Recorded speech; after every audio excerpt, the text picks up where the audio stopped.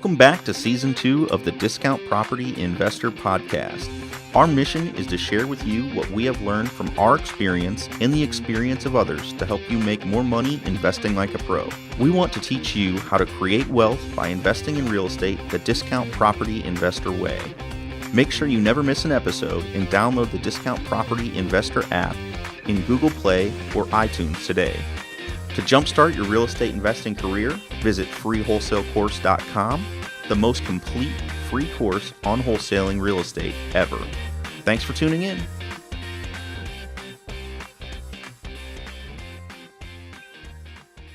All right, guys, welcome back to the Discount Property Investor Podcast. I am your host, David Dodge. My co-host Mike is out today doing some deals. I am joined with Alex Ficco. He is one of my students and one of me and Mike's many students. Alex is located in Reno, Nevada. Hello, Alex. How are you, buddy? Hey, Dave. How's it going? It's going well, man. It's going well. So I wanted to bring Alex on the show today. Alex he is new to wholesaling, and he is doing a fabulous job with it. He's picked it up. He's ran with it. He has been one of our students for, how long has it been, Alex? It's probably maybe going on 3 or 4 months, give or take. Yeah, probably 4 or 5 months now. 4 or 5 months? Okay, good deal. So Alex has been a student for 4 or 5 months. How many deals have you closed successfully to date? I just closed on my 6th deal last week. So 6. I didn't even realize that it was that high. Yep. That's awesome, man. That's awesome. So Alex, tell us a little bit about your background real quick before we jump in, because I want people to take a little lesson away from this episode that, you don't have to have tons of cash and or tons of experience to be able to do this business. It's a simple business. I always tell people it's not easy, but it's simple, and it can be simple without being easy. But it's a very simple business. So Alex, tell us a little bit about your background and what you were doing before we met and before you started doing wholesale deals. Yeah, so I have pretty much no background in real estate. I don't know anyone that does it, but I've been interested in it for 5 years or so. So I figured wholesaling was a good place to start after doing a lot of research, just to an easy way, well, not really easy, but a good way to stack up some cash so then I can start buying rentals in the future. But I do music full time. I still do music full time. So wholesaling's kind of been, I split my time probably 50-50 between music and wholesaling. So. Okay. Well, that's also a good thing too. Just, you're not even really doing it, 40-hour weeks to 50-hour weeks. You're just kind of doing it part-time. So you've done 6 deals in 6 months. That's awesome, man. That's amazing. Yeah. And the 6 deals, I didn't do my first 2 until January of this year. So it's really only been, 3.5 months. Right. Because we're mid-April now. So yep. Cool. Well, Alex, tell us a little bit about some of the deals that you've done, some of the challenges that you've faced. Because I know that from talking to you weekly on our coaching calls, it seems like there's always something, but that's the business, and that's just kind of how it works. And as wholesalers, we're problem solvers. Our main job is, just connecting people, connecting buyers, connecting sellers. And oftentimes, in order to create that win-win scenario, we have to come in and solve problems. So let's talk about the first deal or 2 that you did and how it went. Yeah, so I would definitely say that my first deal was the hardest one so far. Pretty much everything that could have gone wrong did. Falling apart. So let me interrupt real quick. How'd you get the deal? What was the lead source that you? I believe the guy just called me off of Craigslist ad. I don't think he even saw a Bandit sign or anything. It was just off a free Craigslist ad, and he called me, and he had a mobile home up in South Lake Tahoe that he wanted to sell, and we went from there. Okay, I know this deal very well. So Tell us about this deal. Just summarize what happened, because this is the first deal. He called you up, and take it from there. What happened next? Yeah, so the seller called me up. And he had his wife and kids had just left him, and he was behind in the space rent for the mobile home. He owned the mobile home outright, but he owed the park a bunch of money. And he was also behind in the property taxes on it. So I think he was behind about $6,000 for both of those. Whew. And it was really like, know how to value it because it was mobile. But luckily it's a pretty big park up there. So there was some comps that I could look up on Zillow and some stuff that was for sale right now. So I had a decent idea. So, I just told the guy, I was like, hey, I don't really know what to do with this. I don't want it, but I think I could find a buyer that does. But I could give you like $7,500 for it. And, so you've never done any real estate deals, and then you're flipping mobile homes. First deal. Yeah. Love it. That's awesome. So yeah, he ended up, he said that was fine. And, I said, that'll pay off all your debts and you'll walk away with a little bit of money at 7,500. And he said, yeah, that's all I want. I was like, okay, cool. So I went out, and he was living down here in Reno area. How far away was the mobile home from where you're at? It was pretty far. It's probably like definitely over an hour, between an hour and an hour and a half. Wow. Okay. And it's also in California, not Nevada. So like I screwed up so much on the deal. Like I got it under contract for $7,500, but then while he was signing, I was thinking, okay, this contract is for real estate and mobile home is personal property. So this is probably going to have to be redone. Right. It's a little different. It's a little different. And for those people that don't know, if you own a mobile home and you have it in a park and you don't own the pad though, so basically you're just leasing the space, you get too far behind on your payment, the park basically just takes the home. They own it at that point. Right. Moving a home is about $5,000. I've done it before. So, Yep. and that's if you're doing it within a 50 to 100 mile range. If you're going farther, it's more. So, okay, go ahead. I didn't mean to interrupt. I just want to let people know that. Yeah. But I mean, as far as numbers for it, it was in pretty rough shape. It needed a roof. It needed a full rehab inside. And it was kind of an older one. I think it was from the 70s. And I figured it was worth definitely over 10,000, maybe up to 20,000, depending on repairs as is. And there was some that were similar that were selling in the park for between 50 and 60 grand. Wow. So I figured at 7,500, I should be able to unload it for more. Yeah, that's real good comps. Yeah. So, so I got it under contract, and then I went and. How'd you find? What's that? So, go ahead. I'm sorry. I didn't mean to interrupt you. Go ahead. Yeah. So I went and tried to open up Escrow, and the escrow agent that I was going to use was like, I can't help you because it's mobile. I don't do mobile, but call this lady. She does. So I'm like, okay. So I drove to the other title company because I wanted to meet with her face to face for whatever reason. I should have just called her because it was like a 30-minute drive. But then I go there. She's like, yeah, this is fine, but I don't want to do it because it's in California and not Nevada. I don't want to deal with it. I'm like, okay. So then I called both the title companies that came up on Google up in South Lake Tahoe, and no one does mobile up there. And they referred me to another office that was farther away. So I finally found someone that could do mobile. And then I sent her the contract, and I'm like, I don't think this is right, but tell me what I need to get changed and I'll get another contract signed. And she's like, you know what? I'll just send you the contract we use. I'm like, okay, fine. Awesome. And that's a good lesson. Anybody that's new in this business, the title companies are your friend. Yeah. Leverage those people. You're paying them to do work, So absolutely. And that's something that I had told Alex too. I said, go make friends with them, and they're going to help you. They're going to help you get the deal done. They're going to problem solve. So go ahead. Title company is definitely your best friend. But yeah, so I got the new contract. I got it re-signed for the same price, and then I thought everything was good. So now I needed to find a buyer. I opened up Escrow. I'm like, okay. So I sent it out to my buyers list. I probably only had 40 or 50 names at that point on it. And how are you getting those real quick, Alex? What was your technique? My buyers list, I built pretty much just off of Craigslist ads, just putting up ads that says, hey, if you're looking to invest in the Reno market, contact me. I have discounted property, blah, blah, blah. Sure. And then also going to the investor meetups here in town.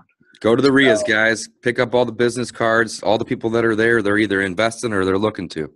So that's awesome. You did great. So you had a good list. I mean, here's the thing, man. You don't need 5,000 people on your list. 40, 50 is great. You probably have, 5 times that now. But, that's a good start. So from that list, you send it out, and then what?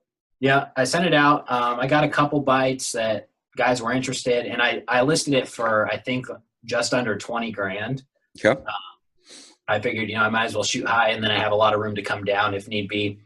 And I hadn't seen the property yet. He just sent me photos of it. So yeah, I sent it out, had a couple bites, and then in the next couple days there was a meetup. So I went to the meetup and I brought some printouts of it, pretty much the MailChimp email. Right. Now, was there a deal table at the meetup, or were you just passing out flyers?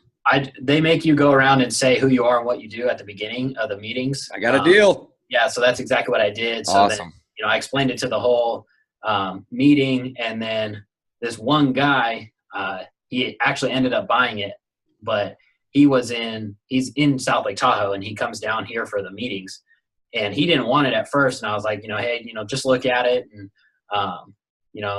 I was actually going to show it, now I remember, the next day to another buyer that was off of my list up there in Tahoe. So I had to go up there, and I was like, hey, just come by when I'm up there. I'm already going to be driving up. I'm meeting someone else. Yep. Awesome. And he was also a general contractor, he said, and I had no idea for the repair estimates or anything.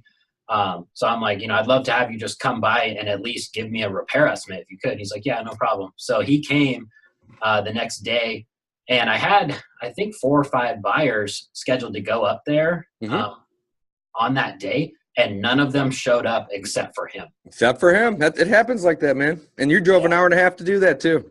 Right. So he's the only one that showed up. Everyone else bailed on me. And so he ended up wanting it, and he got a good repair estimate, and he's thought that it was going to be 30 to 35 grand to completely fix up the place. And so he ended up, and he offered, I think, $12,000 for it. And at this point, he was kind of my only bite, and I just wanted to get it done. And I'm like, yeah let's do it. Screw it. So that was $4,500 for me. I thought $4,500. Right. Yep. And so this is where the deal spins again. We have a couple twists in the story here, guys, but this is good. So go ahead. And everything was good. Had the assignment contract signed, and then it started to unravel. The escrow agent that we were using kind of was not really working fast, I guess. And we wanted to close fast, and the seller was, I don't want to say he was crazy, but he was crazy. Don't worry, he's not going to see this. Yeah. I think from what you had told me that he was mentally unstable and possibly on drugs or something. Yeah, definitely. But he was definitely a difficult individual. I was getting text messages every night at 2 a.m, like, F this, like, the deal's off, walk away, and all this stuff. Right. And then he was the one that was kind of dragging it out. He wants to close quick. But didn't he owe like the title company documents and stuff? So like obviously the title company can only do so much, folks. If you're new to the business, they're your best friend. But if you can't provide them what they need, they can't do their job. And I think that was the case with this, Alex. Right? They needed something from him, so he's blowing you up in the middle of the night every night, like, let's get this deal done. But yet he can't even get what's needed to the title company. So that was a challenge that you overcame. And then there was at least 1 or 2 more on that one, I think, right? Yeah. I mean, we ended up switching escrow agents because the one that we were using was too busy. So she kind of passed it off to a different agent in her office. And then that agent was awesome. She was really up on it, and I could call her. She would answer the phone right away, or I could email her and she'd email me back. The other one, it was like a day communication time. Yeah. That's terrible. And then the seller had this family friend that was helping him throughout this deal, and she didn't really understand what was going on, so I had to talk to her. So now I was a middleman, but then she was the middleman going in between the seller and myself, and I was in between the seller and the title company and the buyer. And then, there was also some issues with the park. They were ordering the park demands, and the park wasn't sending them. So title was waiting on that paperwork. Title was waiting on some paperwork from the seller. Mm-hmm. And I just came up with an episode name, with the name of this episode: Simple, Not Easy.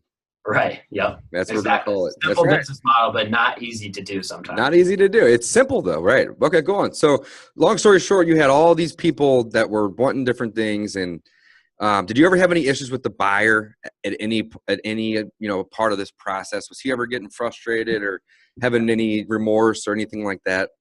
The buyer was frustrated, but he didn't. He never was going to back out or anything. He was just wanting to go because right. We had a break in the winter, early this winter. So this was all going down kind of. And over the holidays, that was another issue because this is happening right before Christmas through the holidays. So the title company's all backed up, and there's a bunch of non-working days in here where we could have been doing stuff. And the seller didn't really understand that. And I'm like, dude, like, it's Saturday. We can't do anything. Or, dude, it's Christmas. Or it's 2 a.m. I can't do nothing right now. Right. But, yeah, the buyer, he just wanted to go because he wanted to put a roof on the place before it snowed again. Sure. Because it had the roof like ripped off. It was just metal up there, and that was it. And so he was frustrated like that, but he knew it wasn't my fault. Like, I was staying on top of it and doing everything I could. But yeah, so with this family friend, then, you know, I'm talking to her, and she, the seller definitely trusted her more than anyone in this transaction. So she was kind of a good thing, it ended up being, because she would explain to him what was going on. And then I got a call. I thought I was going to close. And then she's like, so he's getting $7,500 plus what he owes, right? Oh, geez. Yeah, what are you talking about? I was like, no, like this, whatever he owes comes out of his proceeds at closing, just like if you buy a normal house, you know, it's the same thing. Right. And she's like, oh, that's not what he thinks. Right. I'm like, oh, here we go. It's going to fall apart now. Because now we're $6,000 off on the price. Like, there's no way. Well, and you're right. It's $6,000 off, but in terms of percentages, it's like double. Exactly. Yep. You know, if this was $100,000 property and you had $6,000, well, we can figure something out. But you're paying $7,500 and he wants another $6,000. That's a 90% more. Yeah. And then this is taking so long that now, like, another month, like January had started. So now he's got more taxes and more space rent to pay. So his proceeds are dwindling. And he was going to get, I think he would have been negative if it would have closed at that point. So, you know, I was so fed up with this deal and like never wanting to talk to him again that I'm just like, I told his family friend, I'm like, look, I will offer $2,000 out of my cut to just get this deal done. And like, that's my last ditch effort. Get this guy out of here. Right. I'll fall apart. So she's like, okay, let me talk to him. And they ended up accepting that. So now I was down to $2,500 for my assignment fee, which is like, okay, fine. And we were just about to close, and then the seller was saying something about we lost a day because he was like, well, I'm not paying the space rent for January. And we're like, it was like January 25th or something at this point too, right? Yeah, it was like the middle of January. Yeah, way late. I remember. We're like, no, you know, it's prorated. You're only paying up until the date that we close. We're not paying your rent though, buddy. Right. Exactly. And then he's like, okay. And then the next day, so we lost a day there when we were supposed to close. Then the next day, well, I don't want to pay December's rent because I wasn't up there at all and all this stuff. And I'm like, dude, you know, legally you're responsible. Your name was still on the title. Right. And so I ended up, the title company's calling me and I'm like, how much is it? And it was like $400, 480 or something. And I'm like, look, just take it out of my cut and let's get this thing closed. Get it done. Right. So I took even less, and I actually have the check right here because I printed it out because it's sentimental. Oh, let's see it. What is it? What's the net proceeds? Yeah, $2,087. I don't know if you can see that or not, but yeah. Hey, first deal. How long did that take? Work I have ever done in a deal to this day, right? And the least amount. In the least amount. Yeah. So a lot of people would quit. You know what I'm saying? Like, right. After, you know, you didn't just have one or two scenarios with this deal. You know, we've been talking about it for almost 18 minutes. This deal could have fallen apart, you know, maybe 8 times, 9 times. Yeah. But you were persistent and you just solved problems and you just made it work. And that's what's so important. And like you just said, that was the least amount you've made in 6 deals over the course of maybe 3.5, 4 months of you were doing this, you know, intently. Right. But the beautiful thing is that you learned probably so many lessons from that deal on negotiations and title companies and contracts and everything. Sellers, crazy sellers, motivated sellers, dealing with buyers. So it's beautiful. So from there, every deal is only going to get easier. I love that. Right. So you've done 6 deals. That's one. Tell us about another deal or two that you had a couple issues with. I just want to talk about some of the problems that you had and how you overcame them. Because again, the business is super simple, everyone. It's super simple, but it can sometimes not be easy. Yeah. So, I mean, I I can talk about one that closed last week. And this was the second craziest seller. The first deal was definitely like, oh, that was by far. This guy, not nearly as bad, but still had some issues. Okay. Let's hear it. This is a good lesson for follow-up because I preach that heavily, don't I? Right. Yep. The first deal was just, an initial on the call. And I told him, I don't really know what to do with it. I'll call you back. And I called him back in a couple of days, offered him $7,500. He took it. This deal, this guy called me off a Bandit sign on, I remember it was December 23rd. It was 2 days before Christmas. And he had a home over in Sparks, which is right next to Reno. He wanted to sell. Almost the same situation. His wife and kids left him, and he wanted out of the house because of the memories. And he was telling me that it was all remodeled and it didn't need hardly any work and all this stuff. And I'm like, okay. So I was looking it up online while I was talking to him. I saw it was worth like $230, $240. And quickly doing the calculations, I'm like, sight unseen, it would probably be right around, I could get you 170, 175 if it doesn't need any work. And he's like, okay. Like, yeah, I want to sell. I'm like, I'll come look at it tomorrow. It was nighttime. And he's like, no, I'm going to California to visit my family for Christmas. I'm like, okay, give me a call back on Monday when you're here. Never heard from him again until like 3 weeks ago at this point. How long was it from first contact to the second contact? It was 3 months for sure. So, hey, man, that's a lesson right there, folks. That's a lesson. If you're listening to this or you're watching this online, that happens so much. So building a funnel is super important. And having a follow-up system is even more important. So that was 3 months. You think that's long. I have sometimes people that I won't talk to for 2 or 3 years. Yep. That I'll have in my system, and I'll call, and I'll leave a voicemail and an email and a text message, and you name it. And then they call you. Yeah. Way later. So 3 months goes by. Go ahead. Yeah, and that wasn't just 3 months of like I didn't hear from him. That was 3 months. I probably called him every other week, probably. Times. Right. Yeah.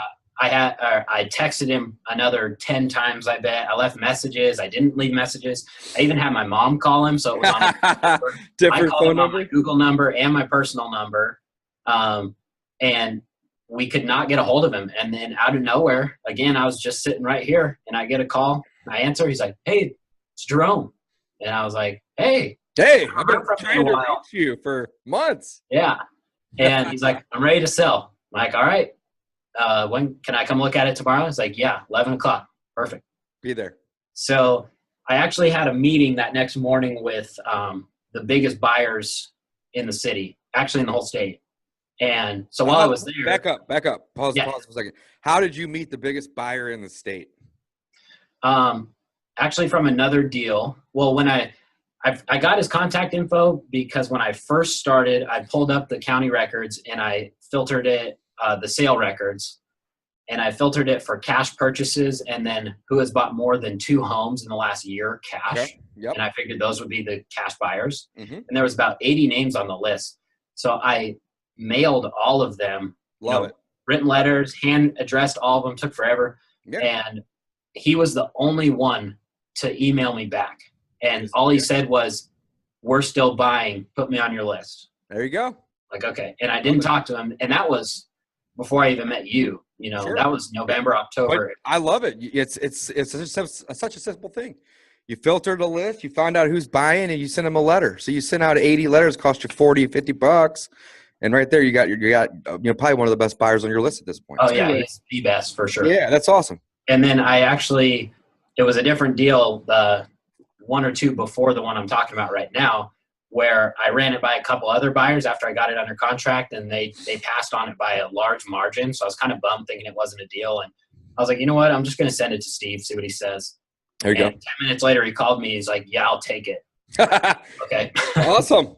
Yeah. So that's the beautiful thing about having awesome buyers, man, is, right. Like if you have a couple really, really good buyers and you're new to this business, it's people refer to it as reverse wholesaling, but just go find what they're looking for. That's exactly what I'm doing for them pretty much. For them now. So we'll get to that. We'll get to that in a minute. So yeah. Okay. Continue with this one here. But I had brought him 2 deals already. So then him and his partner wanted to meet with me because the market is so hot here in Reno. The deals are really tight and few and far between. So they brought me in and said, hey, what can we do to help you to bring us more deals? So that was what the meeting was about. Right. But Right. while I was there, I'm like, hey, I got an appointment in 30 minutes on this one. I gave them the address and they looked it up and they told me, they're like, yeah, we'll take this one down for 175. Okay. And that was So pretty much what they I told went them. with you to the appointment, you're saying? No, they didn't go with me. They Okay. just told me at our meeting that they wanted it for 175. Okay. I'm like, okay. And I told them it needed 10,000 worth of work because that was overestimating what the seller had told me. Right. Right. So I go to the meeting, I take a bunch of photos, and the place is way more torn up than he said. Like, he had been remodeling it, but it was like homework. Like, Right. So your offer at 175 went to what? Well, Steve actually told me, he's like, call me when you're there. And so I'm like, okay. So I call him. I'm like, hey, it needs more work. It's probably 20,000. And he's like, that's what I estimated anyway. So I'm like, okay. So you're still at 175? He's like, yeah. I'm like, okay. So now I know all I have to do is get it under contract for less than 175. Boom. Isn't that beautiful to have a house sold before you bought it? Right. Yeah. I do that. I do that a lot nowadays because I have people that I just know that it takes half the work out of wholesaling. It does. Absolutely. Absolutely. So, I like it because it's a game. Because if I know that I got to be below a number, and if I can get a little below, then I make a little. But if I can get a lot below, I make a lot. Right. You write your own paycheck. That's exactly what I tried to do. Go to town and negotiate hard. Yeah. Awesome. So I'm there with the seller. I probably spent 45 minutes or an hour with him, just building rapport, asking him what was going on. He was telling me about his family situation. He wanted me to get a new house, this and that. And then I was like, what a little trick that I've learned, when you ask people what they want, they have a number, but then I'll ask them what would make you happy walking away from the closing table, like in your pocket. And that number is always less than what they say. That's a good strategy. I like it. Because he owed like just over 80 grand on this one. Okay. And so all he wanted was a down payment for a house. Right. So he was thinking like 40. So I'm like, oh, cool. So I could get this. But then he was like, well, I have other bills. I probably have 20,000 in bills. I want to pay off my truck. I want to do this. I want to do that. I'm like, okay. So I offered him, I think 150 at first. And, I'm trying to hit a home run and make 25 on that. And he's like, no, I can't do that. And then, we just kind of went back and forth a little bit. I went up to like 160 and he was still no. And I was like, well, what number? He's like, oh, for 160, he said he would think about it. And this guy with his past of not contacting me, I was like, I want to get this contract right here. 3 months of no contact. Yeah. So you're probably like, we got to get this done now because I might not hear from him for 3 more months. Yeah. But that being said, he was ready to move out. Like they were moving all the stuff out. Like I knew he was going to sell, like no matter what. Right. And I was like, what number would make you sign right now without even thinking about it? And he was like, 180. And I'm like, okay, well, that's a little bit more than my buyers can pay, because he knew I was on the phone with them and stuff. And and I was like, yeah, think about the 160 or like what you can do. And he's like, okay, can you come back at 5:30 tonight? I'm like, yeah. And so I call him on the way over, and he actually answered. I was kind of surprised. And so I met up with him, and he made me wait for 30 minutes at the store where I was meeting him. He said there at 5:30. It wasn't until 6. So he shows up and negotiating a little more. And I was like, let me explain to you exactly how I make money. Because in my opinion, it's better to be 100% transparent with the seller. I agree. Well, it disarms them. It disarms them. It lets them know that you're not there to get them. You're just trying to help them sell it. But of course, you're not doing it for free. You're a businessman. Right. So are they. So because he was still at 180. So I was like, okay, so what do you want for it? 180. I'm like, all right, let me tell you exactly how I make money. And I was like, my buyer already told me that he wants this place for 175. And he's like, okay. And I was like, so for me to make any money, I have to get it for less than 175. And then I sell it to him for 175. And he's like, all right. And I was like, so I don't need to make all that much. Like if you would do 170, like let's get it done. And he's like, okay. So see, that's great, because the fact that you were kind of open and transparent, it didn't give him an objection. He either could do it or he couldn't. Yeah. Right. And he could, he was just trying to get as much. Right. As and that's a really good win-win-win. Yeah. Buyer wins, you win, seller wins. And really the seller really won, because you probably could have got him down a lot less, but it would have been a lot more work. And the deal may have not happened. Let's put it that way. You know, you could Right. have killed it, but just the fact that you were transparent, you were open, it was easy, quick, and it was done. Awesome. And the fact that, you know, it was already sold. So that $5,000 is, you know, really worth 10 if you take half the work out of wholesaling. Absolutely. And did you assign that deal or double close it? Assigned. So you made all 5. You didn't have any closing costs or anything? Actually, yeah. And I actually made more because Tell us how. my buyers they're brokers, both of them. Those particular buyers. Sure. So they own a brokerage in town. And so the seller was saying that he wanted to buy a new house and he wanted me to help him with that. But you're not an agent. Yeah. And I'm not an agent. So I'm like, but you're in luck because the buyers are actually agents. So they can have one of their agents reach out to you and help you find the process. Right. Like, oh, perfect. So in my head, you know, I'm thinking, okay, I added a little bit of value to the buyers with that. You know, they can get another, not a listing, but a sale out of it. So then when I scanned in the contracts and stuff and I went to the buyer and when I sent it to him and I'm like, can you do 178 instead of 175? And he said, sure. Yeah, because that was basically they'll make a couple extra grand on that side. So right. That's awesome. So 8,000. So we're at 8,000. And then this one had a couple hiccups too.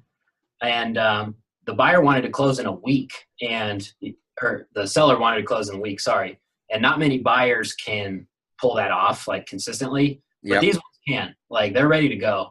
And they work with a title agent here in town that's really on it. She's the best one I've come across so far. Super fast. So all they have to do is wait for the payoff information and boom, they're ready to close. Yeah. Run the title. And sometimes, so we've done it as soon as 4 days. I think it's the fastest closing I've done is 4 days.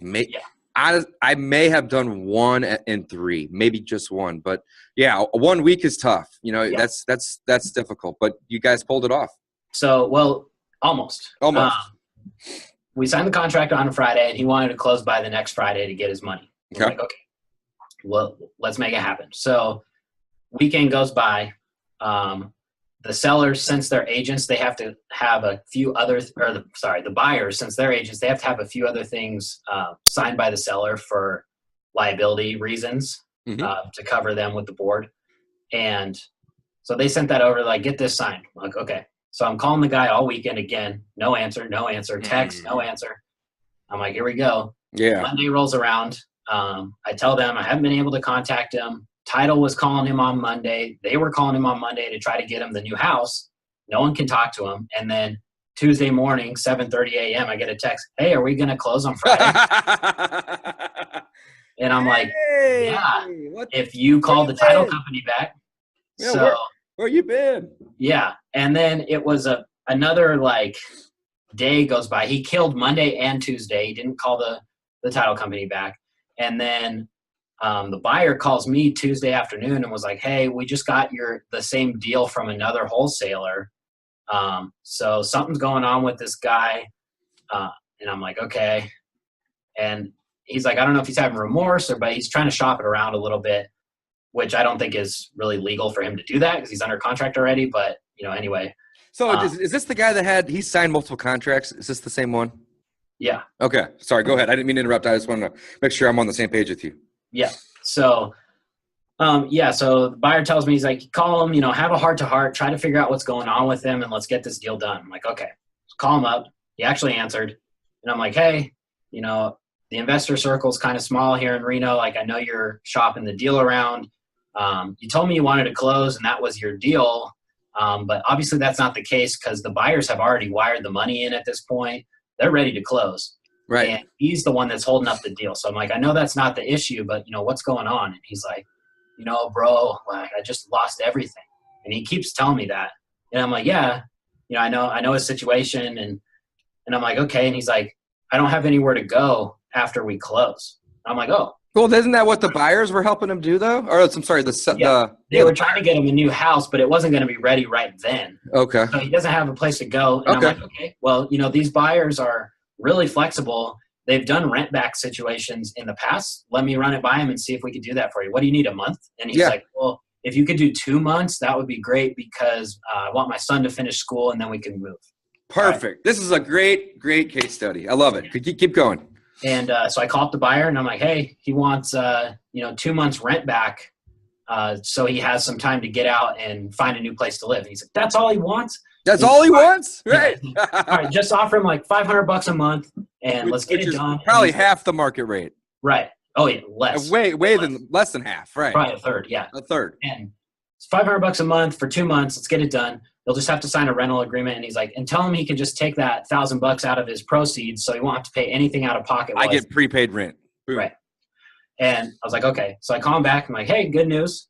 Sorry, backtrack. In the meantime, the buyers have already offered him $2,000 more than the 170 because they thought it was a money issue at first. They're like, offer him like $2,000 more to get this done. Okay.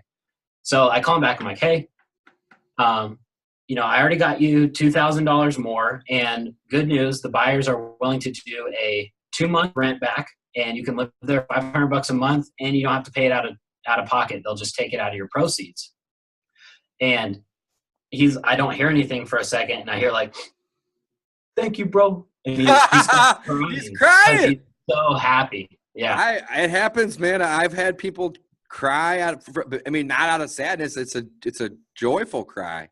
Mm-hmm. Because you're helping them out so much, not only did you help him sell his house, you helped him find somebody to help him buy a new one or move into a new one. You helped him get money to pay off all of his bills and walk away with. And you were able to work out a situation where he could stick around so his son could finish high school for months. Right. And that's awesome. Like there's so much value that you created in that deal. So what was your proceeds? How much did you make? Helped him out. So, we had it for $8,000 for the assignment, but that extra $2,000 and being on top of the rent back situation from the buyers, I was like, I'll split that $2,000 with you because the deal was already pretty skinny anyway, and they helped him out they can't flip it for 2 months now, so they're holding costs. And I was like, I'll split that with you. And they're like, okay, cool. Just to well, hey, that's a buyer that you want to keep on your good side. Yeah, for sure. And sell them more deals. So what's $1,000 or whatever, right? Yeah. So that one was $7,000. You made $7,000 on that. That's awesome. And it was from 3 months of phone calls, but the whole deal was done from the time I looked at it to the time I got the check in a week and a half. Okay, so a couple things. $7,000, 3 months. You got the deal from Follow. Where did the lead source come from originally? Do you remember? Bandit sign. Okay. That brings me to another point that I want to talk about in a minute here is marketing. $7,000. How this is going to be hard to calculate, but I think you can estimate pretty quickly for me here. How much time did you have in the deal total? So now I'm not talking about placing the Bandit signs. I'm talking about his initial call to you, your callback, your negotiations, anything and everything that you did. I mean, how many hours do you think you spent on that? Maybe probably 3 hours. Yeah. And one of that, if you count the driving time going over there twice, probably 4. Maybe 4 or 5. Okay. So 4 or 5 hours, you made $7,000. Love it. Isn't that awesome? Yeah. Don't you love wholesaling, man? Yeah. Yeah. It's awesome. I love it. I did a deal yesterday. I sent 3 emails and made $2,800. Yeah. Crazy. I mean, the more you do it, the easier it becomes. So it brings me to a good point. So we talked about 2 deals that you had obstacles you overcame. I love it. It's beautiful. This business is simple, guys. It's not necessarily easy, but it's very, very simple. Just got to stick to the plan and just be a problem solver. Try to make everything out to be a win-win. So I want to ask you a quick question, Alex. I know the answer, obviously, but I want the audience and the listeners and the viewers to so when you first got involved in wholesaling, when you first started, you had said that you talked to a lot of investors and everyone said wholesaling is dead in Reno. And there was maybe only 1 or 2 other people, if that, in Reno that are wholesaling? Well, that's why I ended up being a student of yours because I couldn't find anyone locally that's actually done a deal. You couldn't even find a local mentor because there wasn't anyone. Right. Yeah. Right. So it just goes to show you, any and all markets are fair game. Mm-hmm. Just because people can't do it doesn't mean that you can't. I mean, basically what you've done is simple and anybody could basically do it, but it's not easy. And that's going to be our title here. And you went the extra mile to just solve a couple extra problems, and you've done 6 deals in 4 months, give or take here. how much total have you made, if you don't mind me asking? Because you're gonna triple that over the next 4 months. I promise you. I think you made over 20 grand already. 25,000 in 4 months. It's awesome. So, and I preach this to Alex every time we're on the phone.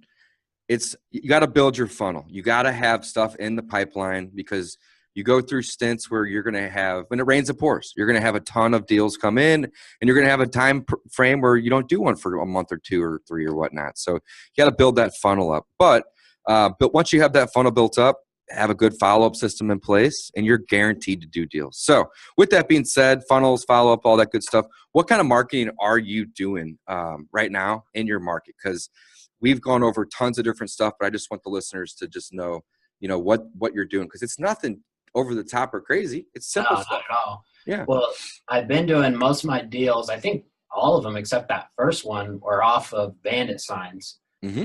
And I know it's a lot different than St. Louis, where you're from. Here, like, no one does Bandit signs consistently here. I'll see a new sign for like a week or two, and I always call them. They never answer the phone. They never call me back. Why are they even wasting their money and their time? I don't know. Right. So, I'm out there every week putting them up. Right. And you're getting calls every week because I'm the only signs out there, really. It's beautiful.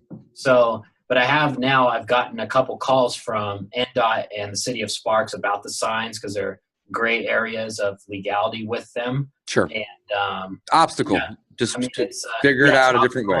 Right. Figure it out. And so now I'm gonna still do the signs where I can legally, and then also starting up heavier direct mail campaigns. Awesome. So I know you're doing the Bandit signs. That's great. You've done some mailings. You're not an agent, but you have got MLS access. I'm the same way. I'm not an agent. I have access. If you're new in this business, you don't need it, but it's going to help you out a ton. And if you want to go get your license, I don't see anything wrong with that. Go do it. There are going to be some costs involved with that. But you can get MLS access from another agent by becoming an assistant. And I don't know what you paid, Alex. I think mine is $100 a year. Yeah, mine's $15 a month. $15 a month. There you go. So I pay annually, and I'm just an assistant to a buddy who's an agent, and he doesn't even list properties like as an agency. He's an investor and just wanted MLS access. So absolutely, man, that's awesome. So you're doing Bandit signs, Craigslist posting. You've done a couple mail campaigns at this point. What else are you doing to get people to call you? How do you get your phone to ring? I mean, that's pretty much it. Definitely Bandit signs are the heaviest. And you can see, I'll do, and I'm not doing that many either. I'll put out like 15 per week on Mondays, right, and then I'll get a few calls throughout the week. And then, but it's consistency though. That's the thing. It doesn't matter if you're putting out 15 or 50, you got to do it consistently. You can't just get out one day and put out 100 and then not do it for 2 months. Yeah, exactly. Can't do that. Yeah. I can definitely tell, like, if I skip a week, that the phone doesn't ring. The volume slows down. Yeah. Right. So, I mean, yeah, that's pretty much all I'm doing to get people to call me. Right. Now, your market's a lot different than ours. And for a while, I had you making offers on listed properties, and we kind of determined that wasn't the best solution in your market. It's actually difficult in our market. So we've kind of pivoted. We have a VA that was, and I'm going to get to that in a minute with you too, but we have a VA that was sending out between 25 and 40 offers a day on MLS listed properties here in St. Louis. We had her do it for about 6 months, and we got maybe 6 or 7 deals from it. But 5 of the deals, let's say we did 6 deals from it, so a deal a month. But 5 of those deals were from agents that we emailed an offer to on the property that would email back and say, this isn't going to work on this property, but I got this other one. So there was an ancillary benefit of doing that. Mm-hmm. And we kind of decided, hey, we can't really wholesale off the MLS in St. Louis, which you had that same problem. But we can get properties at enough of a discount for rentals. Can't really, there's not enough room to middle it, but we can still find some deals here and there. So you were doing that for a little while as well. Right. And, just, did you get a deal from that or from those efforts or not? I didn't think so. No, I never got a deal off the MLS, but I think that's a good takeaway for people listening is every market's different. It is. When you learn to wholesale through podcasts or online or whatever, They teach you about the MAO formula, and they'll teach you to do like, 0.6 for your discount, 0.7 for your discount. And I'm sure that works in a lot of markets where it works in St. Louis, but it doesn't work in Reno. Doesn't work here, not even close. Like I'm doing times 0.8, no matter what the neighborhood is. Minimum, maybe 0.85. Yeah, and really those buyers, the good buyers that I have, they're buying at 0.85, 0.86, like barely taking a discount, but their model is more off of volume instead of profit per deal. So yeah, that goes. You know what? That's a great point, Alex. I appreciate that. So what's of all the marketing that you're doing, the best is probably just doing Bandit signs, right? That's where you're getting the majority of your deals from. Yeah, definitely. The signs have been the best for me. I don't like them because it's time consuming compared to setting up a mailer and just letting it go. But you've made $25,000 in 4 months. You can afford to pay somebody $2 a sign at this point. When you started, you couldn't, but now you could. So yeah. I've got a kid here that wants to learn how to wholesale. So I told him, hey, I'll give you $1.50 a sign, and then doing some driving for dollars for me too, $1 a lead for that stuff through the Deal Machine app. And so that's another way of marketing. So you have an app set up. So while he's out putting up signs for you and getting paid to do that, he's using an app. What's it called? Deal Machine? Deal Machine, yeah. I think it's similar to the Driving for Dollars app. We did a podcast about that one too. But basically, how does the app work? Tell us about the app. Yes, it's pretty cool. It's you just pull up and you see, a house that's burned up or vacant or whatever. Tall grass, trash in the yard, cars parked in the freaking grass, windows broken, you name it, just distressed. And then you just take a photo of it right off your smartphone, and then it works off of GPS and it pulls up the map, and you can move the map so your pinpoint is right on the property to get the right address. It automatically pulls owner information from the county records. And then right from the app, you can either mail the person a postcard, and you can customize what you want the postcard to say, but it has a photo of the house on it that you just took. That's sweet. And that's why it's supposed to convert so high. I haven't been able to test that yet, but I'm excited to see. I would think so. If somebody sent me a postcard with the picture of my house and my car was in the freaking driveway. Right. It's not the Google image. It's like it's the real image. That's awesome. That's awesome. And then you can either mail them for $1. The app is $50 a month, and then you can have some team members under you. Sure. Like this kid's a team member for me. Are you using Simple Crew for your Bandit sign guy yet or not? No. No, but I should. It's $50 a month. It's kind of steep, but if you get a couple people doing it, it's worth it. Last week I got 450 Bandit signs out. Wow. Last week. Now our market's a lot. I've ever put out. Total. Yeah. But so if you're doing that kind of volume, it's worth it. But if you're not, see, the only problem with not tracking it is it's hard for you to give somebody 100 signs and then them just go throw it in a dumpster and say, I did it. Yeah. You have to have somebody, you got to be able to trust them. Right. And but if you can trust this kid because he wants to learn the business from me, because he's not really going to make all that much money putting out 20 signs a week for $1.50. But maybe he can come on an appointment with you when you get the deal. Yeah. And that's what I told him. I was like, we'll get appointments. Come with me. You can learn the business. Any questions you have, you can do your own marketing. I'm here for you if you need any help. And then I'll also bonus you out $200 if a deal closes from a sign or driving for dollars or whatever. Beautiful. So he's like, okay. But that's why I trust him, because he actually wants to learn the business. It's not some kid off of Craigslist that's like, oh, yeah, I did it. Yeah. Just threw the whole box of signs away. Right. That's what I was just getting ready to get to. So last week on our call, or I think it was last week, you were asking about maybe even 2 weeks ago, you're asking about VAs. Yeah. You've made some money at this point. Your funnel's getting big. You're increasing your marketing to get more into doing more direct mail, but you're still going to continue to do what you're doing. What's your goal and or stance on bringing on somebody to help you out? Because you're going to be getting pretty busy soon, if not already, Yeah, definitely. I'm going to use a VA mostly for inbound stuff, I think is a good place to start. Okay. So, I just set up a CallRail account so I can have more than just my Google number. And then you can assign different phone numbers to different mail campaigns and track it all through there. And then it's automated through Podio to keep track of the leads. So I have that all set up just to go to voicemail. And then the VA, after he gets trained properly, can call back the leads, and whether it's a hot lead or a hang up, and then set appointments for me that way. So then I can kind of automate that part of the business, the inbound, and then I can just go on appointments, get the contracts, and then deal with the buyers. Yeah. Right. And that's how my business is set up now. You'll get there, man. It's awesome. We got 3 VAs and, but start with one. They're great. So Alex, you have done an awesome job.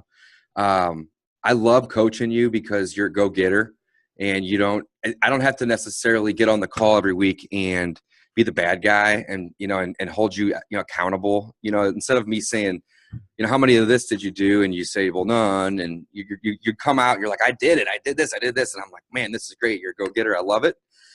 So with that being said, what advice would you give somebody that was just starting out? They haven't done a deal yet, or they maybe done one deal and they're wanting to, get to 6 deals like yourself in a couple months, short time. Like, what advice would you give them? I think definitely a mentor is helpful for sure. Like, I'm the type of person, I'm pretty analytical, and I learned a ton about the business before I even called you guys. And I knew the business, but then going through that first deal taught me a lot about the business. So you have to do a deal, but the mentor will help you do the deal. And whether that's someone like you or someone in your local market, like whatever, you just have to add value to them, whether you're paying for coaching or whether you're say, hey, I'll give you 50% of my first deal if you just help me through it. I think that mentor is super important. But that being said, like you said, I am a go-getter.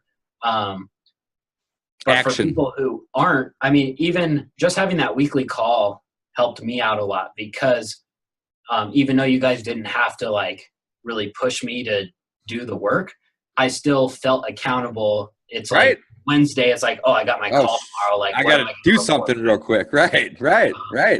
Absolutely. So that's important. I think it's very important. I have coaches and I've had coaches, and that's the main thing.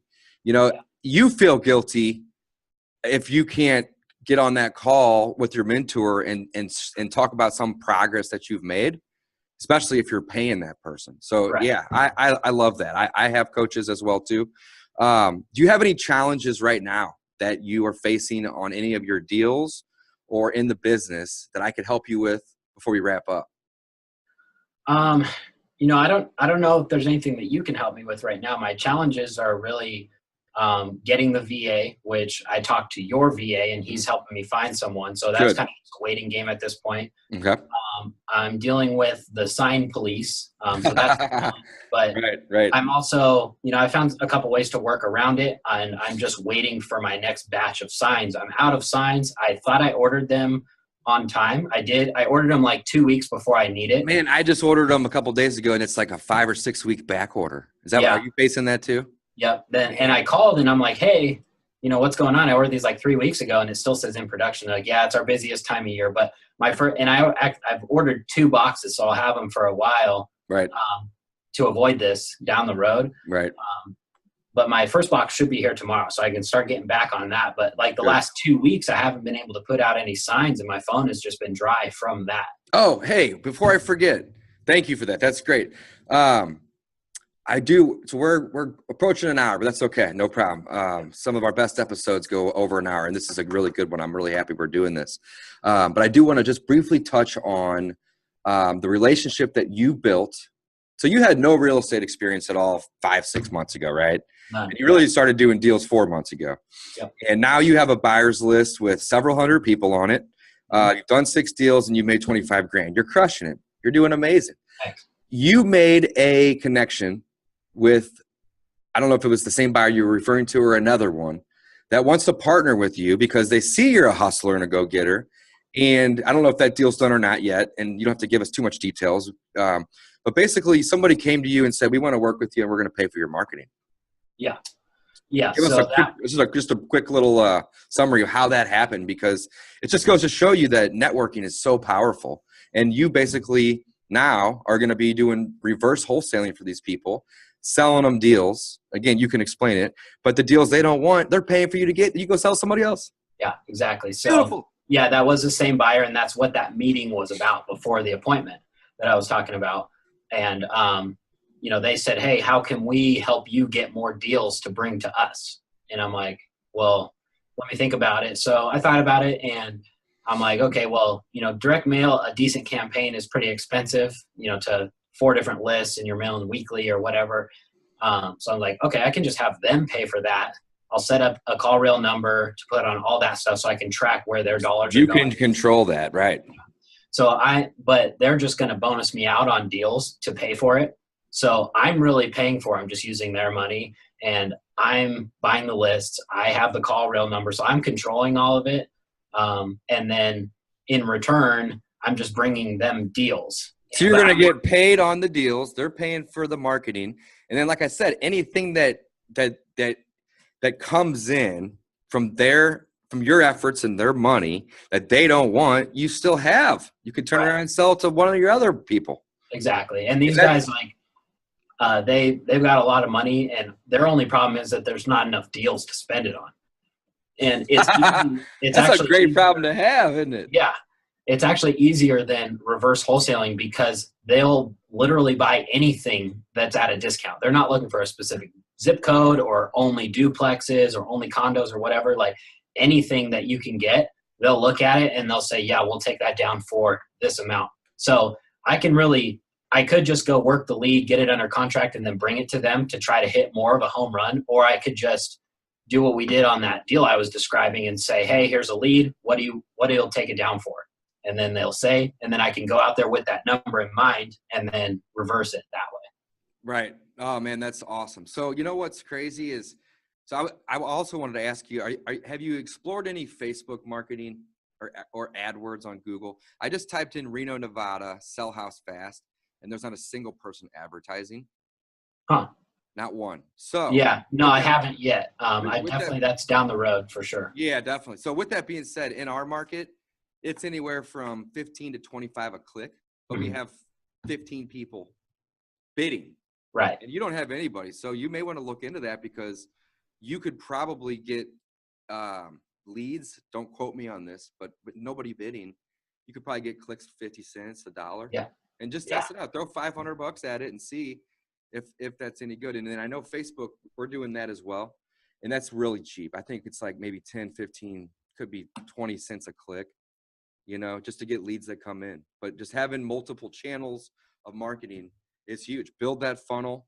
Right. Keep that follow-up system rocking, man. And that's kind of where I'm going with the marketing. Like, I'm just going to have the buyers pay for my mail campaign. I'll work the leads for them. And then I'm also paying for my own stuff, like Bandit signs. I took out some ads in like some throwaway newspapers. But that's different numbers, right? So you're kind of track it. Okay, perfect. Yeah. Yeah, that's awesome, man. Alex, thanks for coming on the show. How did you hear about me and Mike and Discount Property Investors? Did you take the free wholesale course? I did take it. I'm trying to think. You guys were on a podcast. I can't remember which one it was. Was it Simple Wholesaling that you guys were on? We were on that one, yeah. Yeah. Okay. So I think I heard you on there, and then you plugged the free course, and that's when I was trying to learn. And then I was super impressed by the free course because all the information's out there online. It is. Compile it into one spot. And like, I took the course. I already knew a lot of it. You probably knew everything. Yeah. But it wasn't lined up simply. But I was still impressed. I was like, damn, this was awesome. So then, I reached out to you guys to see if you could help me further because I was having a tough time finding a local mentor that was a wholesaler. So. Right. Well, I'm hope you're happy with the program. Yeah. I know I love coaching you because you're a go-getter and you're crushing it. And I'm going to plug my course if you don't mind real quick. Yeah. By all means. Anybody that's listening, if you're listening or watching, we put together a free course online to help people just like we've helped Alex here. Because I was in the same boat as you, man. Whenever I first got started, I spent 2 months, 3 months, you reading, researching, debating on hiring a coach or a mentor. And by the time I did hire a coach, everything he told me I already knew, but he put it in a very simple, like, don't think about step 7 before you do 1 and 2 and 3. And that's what we've done with the free wholesale course, guys. So I'm not going to harp on it for long here, but if you haven't taken the free wholesale course, go take it. It's freewholesalecourse.com. Doesn't get any easier than that. And it'll surely help you keep the business simple. Now, again, it may not be easy, But that's the beautiful thing. If you're a problem solver and you're a go-getter, you can take that information and you can make a ton of cash. So, Alex, you're crushing it. Keep up the good work. Do you have any deals in the pipeline right now? Yeah, I'm working on one. I should have a contract signed today if the seller comes through. So I already sent it over and gave him the offer. And yeah, I mean, it's that one's, and again, that was kind of a reverse wholesale for these buyers. Buyers? Hey, we'll take it down for 285. Cool. And then you kind of have to trust your buyer to do that too. Cause I'm sending them stuff that's not under contract, but they're not going to go behind my back. It's not worth their time. They would rather just get the lead from me. Is that a verbal with them, or are you actually getting it in writing? Just, it's just a verbal, but verbal, I can, right. Yeah. So we do that. We do that as well. And we just add in subject to successful acquisition. Okay. On that B2C. Yeah. So I'll sell properties before I even own them, but I'll just put that little phrase in there that just says subject to successful acquisition, meaning that I have to then go buy this. So if I don't ever have control of it, this contract's null and void. It's null and void until I get the property. So you can do that as well. But if you have a relationship with them and you're doing Berbils, that's great. You don't have that contract signed yet, but you should hopefully have it today. What will be the spread on that one? That one's $5,000. Boom. $5,000. How much time did you have in that? Well, I haven't even been to the property. I talked to the seller on the phone. I emailed him a contract. I love it. Yeah, probably 30, 40 minutes. Love it. You'll be at $30,000 hopefully by the end of next week. Yeah, for sure. Awesome. Alex, thanks for joining us today. It's a pleasure. I love coaching you. You've been an amazing student. And guys, check out the free wholesale course. Super, super simple. Get you started in this business and you'll learn right away. It's not necessarily an easy business, but it's super, super simple. And if you have what it takes to solve some problems, you can be successful in this business, just like myself and Alex here. Thanks, guys. We'll see you next time.